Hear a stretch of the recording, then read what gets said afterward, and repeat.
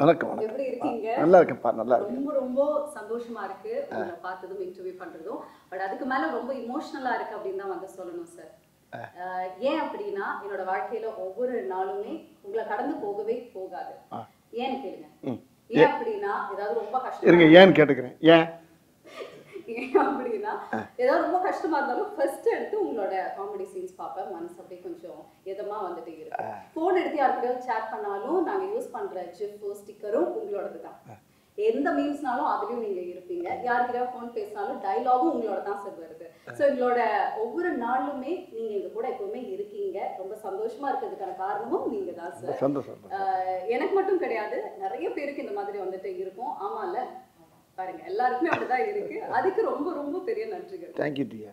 Okay, so இப்போ வந்துட்டு Morrison படத்துக்காக நிறைய விஷயங்கள் நம்ம வந்து உங்ககிட்ட பேச போறோம் sir. First of all trailer வந்து பார்த்தேன். இது வரைக்குமே வடிவேல் சார் பார்க்காத ஒரு சாயல்ல வந்துட்டு நீங்க நடிச்சிருக்கீங்க. ரொம்ப சீரியஸான ரொம்ப இன்டென்ஸான ஒரு ரோல் வந்து பண்ணியிருக்கீங்க. இந்த படத்தை நீங்க சூஸ் பண்றதுக்கான காரணம் என்ன?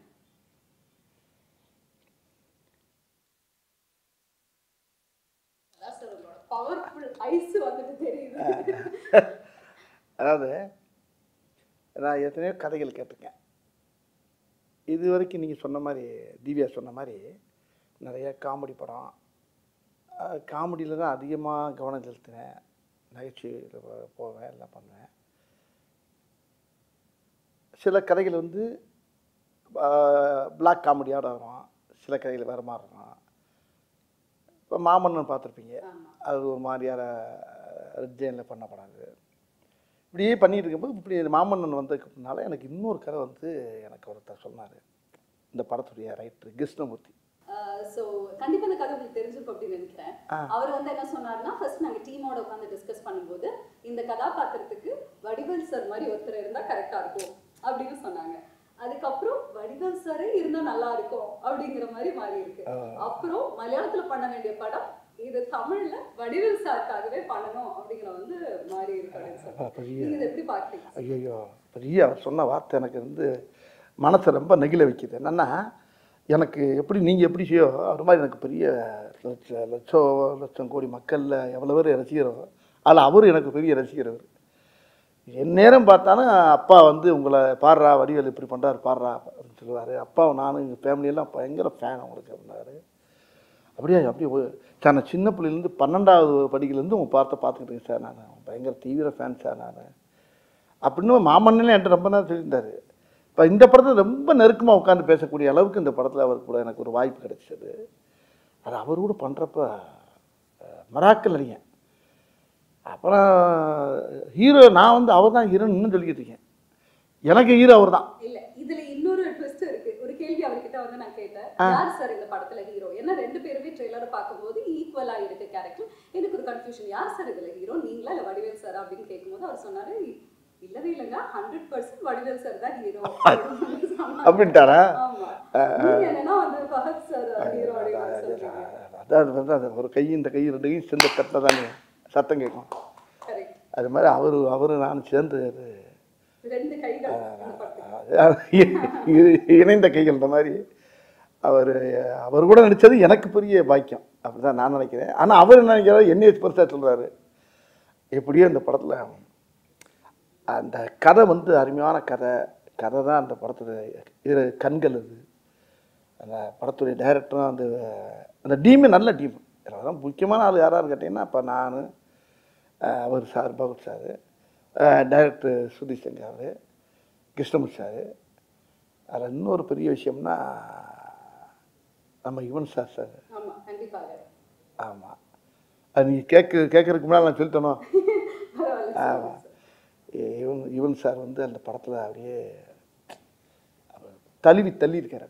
பிரமாமா அவருடைய இசையெல்லாம் கேட்குறப்ப ரொம்ப அருமையாக இருக்குது. அதை விட இன்னொரு ஒரு பெரிய எல்லா டெக்னிக்ஸுமே சூப்பராக. அதில் இந்த கேமராமேன் ஒரு ஆள் இருக்கார், கலைன்னு ஒரு பேர். உண்மையிலே கலை டைப் உள்ளதான் கேமராமேன் கலை. அந்த படத்தை அவளை அழகாக அந்த படத்துக்குள்ளே போகிறப்ப ஒரு மலையாள சினிமாக்குள்ளே போய் நடிச்சு வந்த மாதிரியே இருக்குது எனக்கு. ஆனால் தமிழ் படம் தான். அவங்க என்ன தமிழ் வந்து எடுத்துட்டு மலையாளத்துக்கு போகுது. இப்போ அந்த கதையுடைய போக்கு அது எல்லாம் பார்த்தா நேச்சுரல் நேச்சுரலாக இருக்குது. அந்த லொக்கேஷன் போனப்போ எல்லாம் நான் கேரளா போயிட்டு வர மாதிரியே இருக்கும். ஓகே. நம்ம ஊரில் தான் எடுக்கிறாங்க எல்லாம். எந்த லொகேஷன்ல? இல்லை அம்பாசமுத்திரம் இங்கிட்ட அங்கிட்டு இங்கே போகிறாங்க, இங்கிட்ட திருவண்ணாமலை போகிறாங்க. போனால் ஒவ்வொரு வந்து ட்ரெயின் எடுத்தீங்க சார்? ஏதாவது ட்ரைனிங்கோ இல்ல இதுக்கு வந்து நீங்க ஏதாவது ஸ்பெஷலா ரிஹர்சல்ஸோ அந்த மாதிரி ஏதாவது? இல்லை இல்லை இல்லை இல்லை இல்லை அந்த கதையை நல்லா உள்வாங்கினேன். ஒரு தடவைக்கு 100 தடவை உள்வாங்கினேன். வாங்கி அந்த கதாபாத்திரத்தை வந்து உள்வாங்கும்போது எனக்கு அதான் சொல்லலை, படம் ரிலீஸுக்கு முன்னால் இன்னும் இந்த கேள்விக்கெல்லாம் சரியான விட கொடுப்பேன் நான்.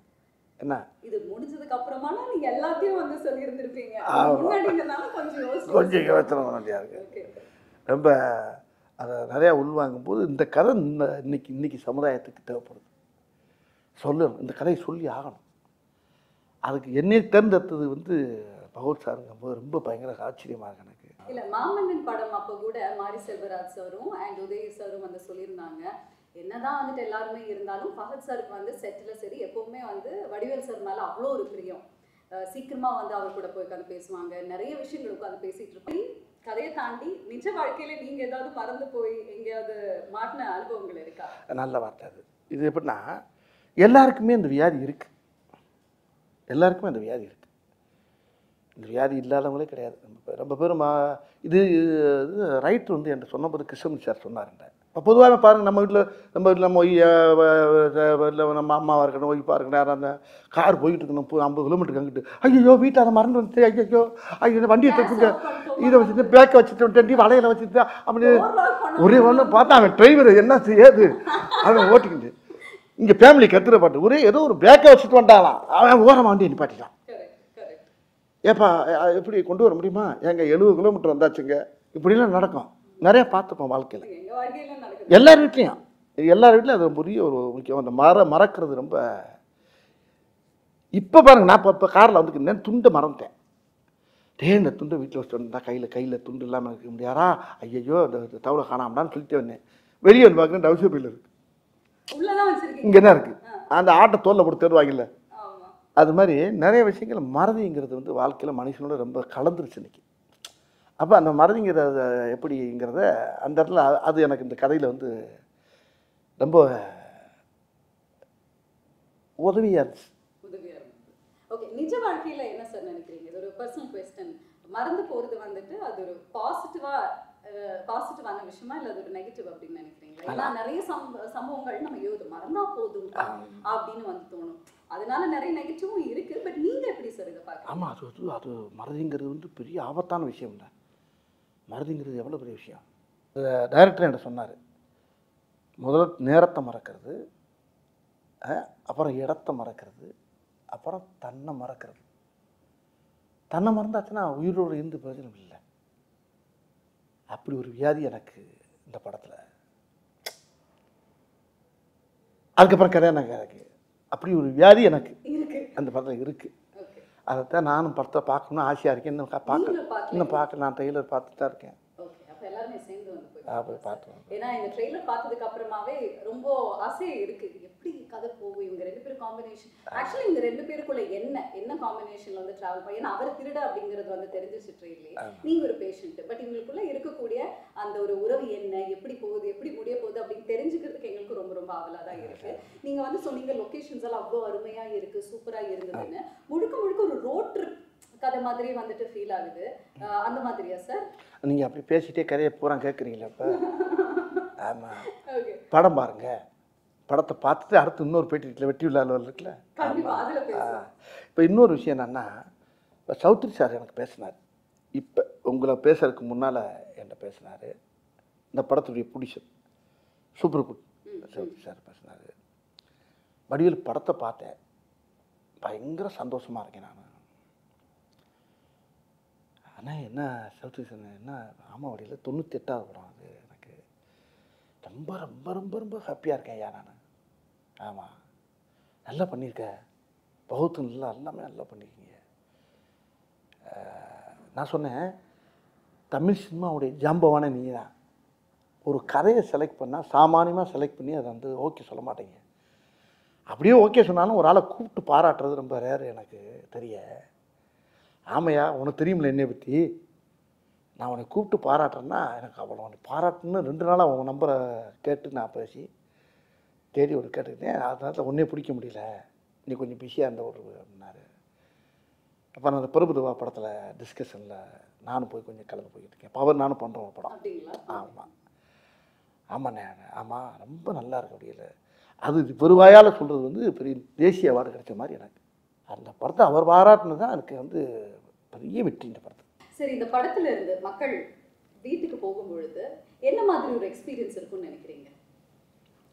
அதனால் முழுமையாக ஏற்றுக்குறாங்க அந்த படத்தை. படத்தை ரொம்ப ரசிப்பாங்க.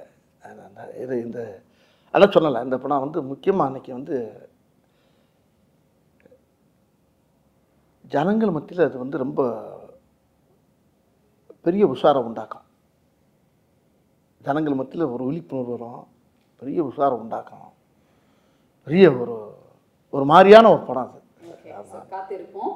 அண்ட் உங்களுக்கு மாரீசன் படம் எந்த அளவுக்கு ஸ்பெஷல்? மாரிசன்ற டைட்டில் எனக்கு ரொம்ப வித்தியாசமாக இருந்துச்சு. டைட்டில் என்ன வச்சுருங்கன்றப்ப அப்போ டைரக்டர் விமர்சனம் சொன்னாங்க மாரிசன். மாரிசன்கிறது மீனிங் என்னன்னு கேட்டேன் நான். அதுக்கு மீனிங் சொன்னார். அதுவும் அந்த ராமாயணத்தில் வந்து அந்த சீதையை கடத்தும் போது மானா மாறி உள்ளே போகும்ல, அந்த கேரக்டர், அது பேர் தான் மாரிசன்னார். இதெல்லாம் எனக்கு தெரியாது, நான் ராமாயணம்லாம் படிக்கலாமா. அவர் சொன்னார் அந்த அந்த டைட்டிலுக்கு இந்த கதைக்கு என்னங்க போனால் இந்த டைட்டிலை வச்சு கதை கேட்டேன் நான். அப்போ நீ கேட்ட கேள்வி என்ன அதான் கேட்டீங்க. இப்போ நீங்கள் கேட்டது இந்த அதான் அந்த டைட்டிலுக்கு ஏற்ற இந்த கதை வந்து ரொம்ப ஆப்டாக இருந்துச்சு. அந்த கதை அது ரொம்ப என்னை ரொம்ப பாதிச்சிருக்கு. இந்த படம் எனக்கு ரொம்ப பிடிச்ச கதை. ரொம்ப என் வாழ்க்கையிலே இது பெரிய வரலாறு மாதிரி இருக்குன்னு நினச்சிங்களேன். எனக்கு இது பெரிய ஒரு பெரிய மைல்கல். இது எத்தனையோ படம் பண்ணிக்கேன், வரிசையாக பண்ணிகிட்டே வந்திருக்கேன். ஒரு படத்தில் புலிகேஷ் பண்ணியிருக்கேன், அது ஒரு பெரிய படம். மாமன்னுக்கு அப்புறம் நீங்கள் ஜம்ப் பண்ணி வந்த மாரிசன். இப்போ என்ன கேட்டால் இப்போ ஒவ்வொரு படமும் இப்போ எனக்கு எல்லாமே கலந்து வருது. இப்போ ஒரு கேரக்டர் ரோலும் வருது. நல்ல இப்போ சுந்தர்ஜி படம் பண்ணோம்ல கேங்கர்ஸு, அது ஒரு நல்ல காமெடி படம். அது இப்படி ஒன்றும் மாறி ஒரு கதையை பூரா செலக்ட் பண்ணி தான் பண்ணிட்டு வரேன் நான். அந்த செலக்ஷனில் இந்த கதை வந்து எனக்கு கிடைச்ச பெரிய பாக்கியம்னு நினைக்கிறேன். கண்டிப்பாக சார். ஏன்னா இப்படி ஒரு கதாபாத்திரத்தில் உங்களை பார்த்தது கிடையாது. அது அவர் கூட அது அவங்க காம்பினேஷன். ஆமாம், அவர் காம்பினேஷனில் கிடைச்சது வந்து இன்னும் எனக்கு ரொம்ப சந்தோஷமாக இருக்குது. நீங்க ரெண்டு பேருமே அதுவும் சௌத்ரி சாருடைய தயாரிப்பில் அதுக்கு நம்மளுக்கு கிடைச்சது. அந்த டீம் அவரும் பெரிய ரொம்ப சூப்பரான காம்பினேஷன் சார். ஏன்னா சுதீர் சார் டைரக்ஷன்ல, கிருஷ்ணமூர்த்தி சாரோடைய ரைட்டிங்ல, அண்ட் ஃபஹத் ஃபாசில் சார் கூட நீங்க இணைந்து நடிச்சிருக்க இந்த காம்பினேஷன் பார்க்கறதுக்கு ரொம்பவே அவளோட வெயிட் பண்ணிட்டு இருக்கோம். ஸோ படத்தை பார்த்ததுக்கு அப்புறமா இன்னும் நிறைய விஷயங்கள் உங்ககிட்ட வந்து பேசலாம். நன்றி, தேங்க்யூ வெரி மச் சார்.